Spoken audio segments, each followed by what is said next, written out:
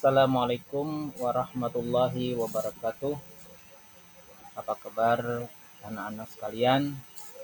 Semoga kalian dalam keadaan sehat dan selalu bersemangat mengikuti pelajaran yang akan kita sampaikan pada kesempatan hari ini. Sebelum kita memulai materi kita hari ini, marilah kita bersama-sama berdoa, yaitu doa sebelum belajar. A'udzu billahi minasyaitonir rajim. Bismillahirrahmanirrahim. Rabbi zidni ilma warzuqni fahma waj'alni minas shalihin. Shadaqallahul azim.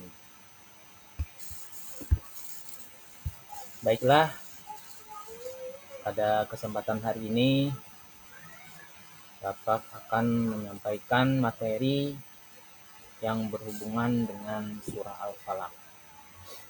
Tentunya kalian tidak asing mendengar yang namanya surah Al-Falaq, ya kan? Jadi hari ini akan Bapak sampaikan penjelasan tentang apa itu surah Al-Falaq.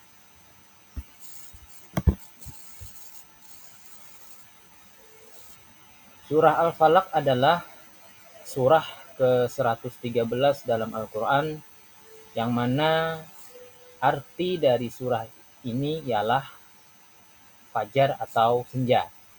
Nah, surah ini terdiri dari 5 ayat dan termasuk surah Makkiyah. Kenapa dinamakan surah Makkiyah? Karena surah ini turun atau diturunkan di kota Mekah sebelum Nabi Muhammad hijrah ke Madinah.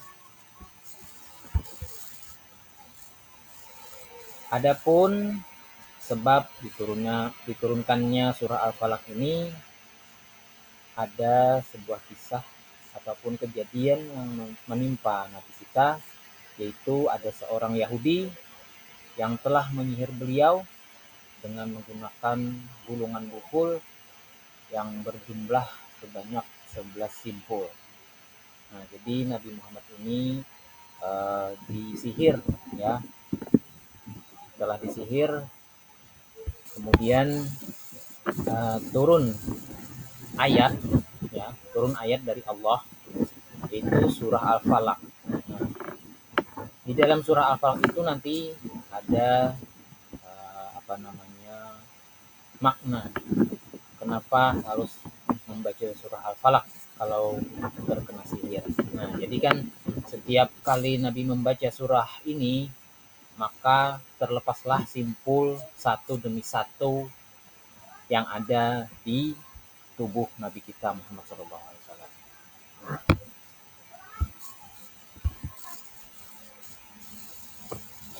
Dalam surah Al-Falaq itu juga Allah memerintahkan kepada Nabi kita apabila terkena sihir ataupun musibah, ya, Allah menyuruh Nabi mengatakan agar aku berlindung kepada Tuhan yang menguasai subuh. Nah, jadi Allah itu memerintahkan kepada Nabi, kalaunya kena sihir ataupun kena musibah itu, bacalah surah Al-Falaq. Karena di dalam surah Al-Falaq itu terkandung ada maknanya yang berkaitan dengan kejahatan, ya. Artinya Nabi Muhammad tadi mendapatkan kejahatan dari orang-orang Yahudi. Adapun jenis-jenis kejahatan yang diceritakan di dalam surah Al-Falaq itu diantaranya ada kejahatan dari makhluk, yaitu kejahatan dari manusia ataupun dari hewan, ya. Kemudian ada kejahatan malam. Kejahatan malam maksudnya dari bangsa jin ataupun dari bangsa setan yang berada di dalam gelap gulita. Jadi kita harus hati-hati apabila berada di dalam gelap gulita karena dikhawatirkan akan mendapatkan gangguan. Kemudian ada kejahatan tukang sihir. Nah, tukang sihir ini diceritakan di dalam surah Al-Falaq itu perempuan-perempuan penyihir. Di zaman dahulu kan penyihir itu kebanyakannya perempuan. Jadi ada juga kejahatan dari tukang sihir. Kemudian kejahatan dari orang dengki. Orang dengki ini ya orang-orang yang dengki kepada kita lalu melakukan kejahatan. Maka kita bacakan juga dengan surah Al-Falaq. Nanti orang itu tidak akan dengki lagi kepada kita.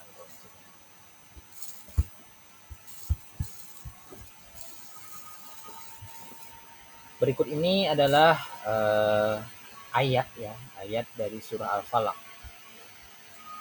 Di sini ada ayatnya beserta dengan artinya. Jadi mari kita baca bersama-sama ya. A'udzubillahi minasyaitonirrajim. Bismillahirrahmanirrahim. Qul a'udzu birabbil falaq. Yang artinya, katakanlah Nabi Muhammad, aku berlindung kepada Tuhan yang menjaga fajar.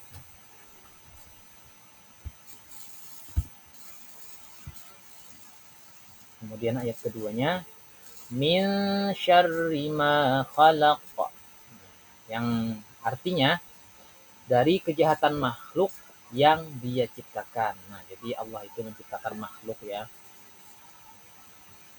Seperti manusia tadi dan juga hewan kan. Jadi ada dari kejahatan makhluk. Kemudian ayat yang ketiga, wa min syarri ghasiqin idza waqab. Artinya dari kejahatan malam apabila telah gelap gulita. Nah, jadi apabila sudah gelap gulita itu ya bangsa jin ataupun setan itu berkeliaran. Kemudian ayat yang keempat, wa min syarrin naffasati fil uqad. Nah, artinya dari kejahatan perempuan penyihir yang meniup pada buhul-buhul talinya. Ini salah satu yang menimpa dari Nabi kita Muhammad SAW, yaitu mendapatkan sihir dari para penyihir. Terus ayat yang kelima, yang terakhir, wa min syarri hasidin idza hasad. Yang artinya, dan dari kejahatan orang yang dengki apabila dia dengki. Nah, jadi kan apabila kita tuh misalnya suka berbuat baik, nanti pasti ada orang yang dengki. Kemudian misalnya kita menjadi orang kaya, tidak sedikit orang yang dengki kepada kita. Jadi kan apabila kita mendapat kedengkian dari orang itu, maka bacalah surah Al-Falaq. Insyaallah akan terlindung dari rasa dengki orang lain.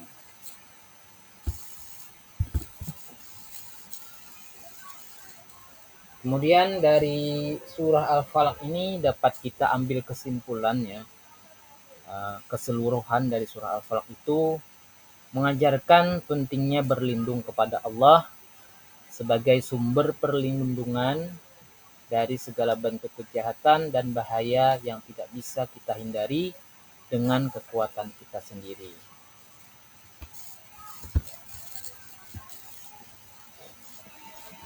Demikian penjelasan Bapak tentang surah Al-Falaq. Mudah-mudahan anak-anak bisa memahami dan dapat mengambil hikmah dari pelajaran kita hari ini dan dapat kita amalkan di kehidupan kita sehari-hari. Demikian yang dapat Bapak sampaikan. Bapak akhiri dengan mengucapkan Assalamualaikum warahmatullahi wabarakatuh. Sebelum kita menutup, marilah kita bersama-sama membaca doa sesudah belajar. Bismillahirrahmanirrahim. Subhanakallahumma wa bihamdik asyhadu an la ilaha illa anta astaghfiruka wa atubu ilaik.